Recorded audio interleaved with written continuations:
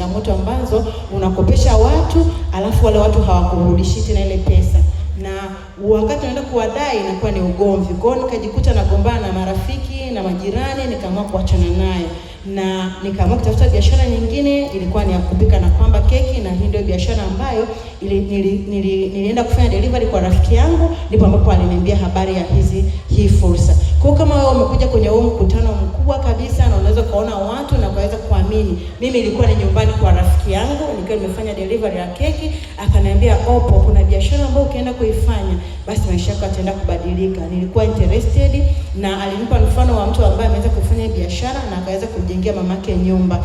Mimi kwa wakati huo mama alikuwa akiniomba 50,000, nilikuwa siwezi kumpa, lazima nidundulize huku dundulize kule ili niweze kuipata niweze kumtumia mama. Na namshukuru Mungu sana, nilifanywa presentation kama ambavyo tutaenda kufanywa presentation wewe leo hapa, na nikawa nimeelewa, nikawa nimeanza biashara. Huko nyuma nilikuwa ni mwalimu ambaye nina madeni, nilikuwa siwezi kununua pochi, nikikutana nayo lazima nikope, nikiona nguo mahali ni lazima niende nikaiwekeshe miezi miwili ili niweze kuipata.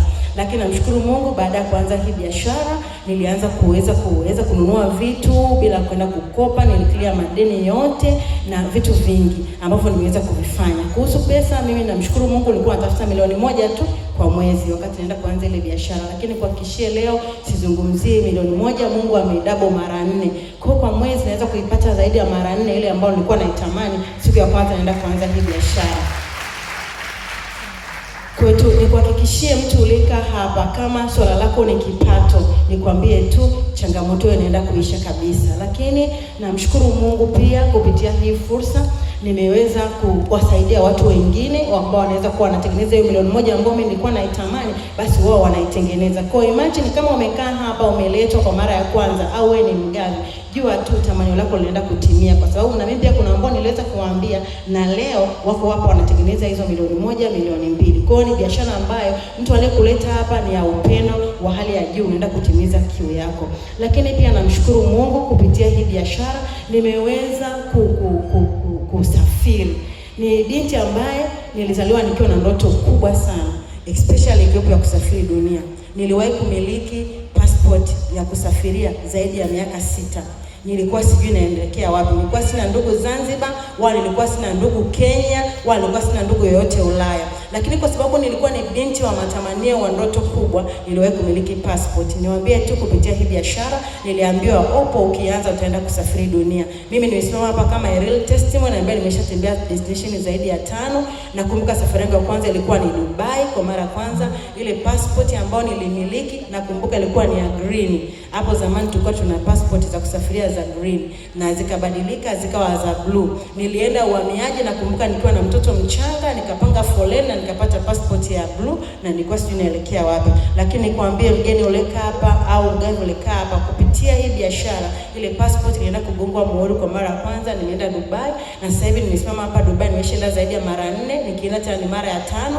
Lakini kupitia hii biashara nimeweza kwenda South Africa. Kupitia hii biashara nimeweza kwenda Mauritius. Nakumbuka wakati naanza biashara nilikuwa na partner yangu, hakunielewa kama ambavyo wewe pia unaweza ukatoka hapa alafu ukaenda kumsimulia partner wako au ukaenda kumsimulia rafiki yako kwamba hiyo biashara hapana. Lakini mimi namshukuru Mungu alivyoniambia hapana, kwa sababu mimi nilizia zile habari za safari na habari za pesa. Nilimwambia wacha nikaifanye, na mwaka juzi tulikuwa Mauritius, tulikuwa tunashangilia miaka 10 tukiwa tumelipiwa bure kabisa. Kwa hiyo ni furaha ambayo niliweza kumuonyesha kwamba kile kitu ambacho nilikuwa ninakifanya ni kitu ambacho ni very potential. Kwa hiyo nikuhakikishie tu, ukitoka hapa mtu akikwambia haviwezekani, nenda kamuonyeshe vinafanya nini, vinawezekana. Lakini pia namshukuru Mungu kupitia hii biashara nimeweza kukutana na watu ambao ni watu wenye mtazamo chanya.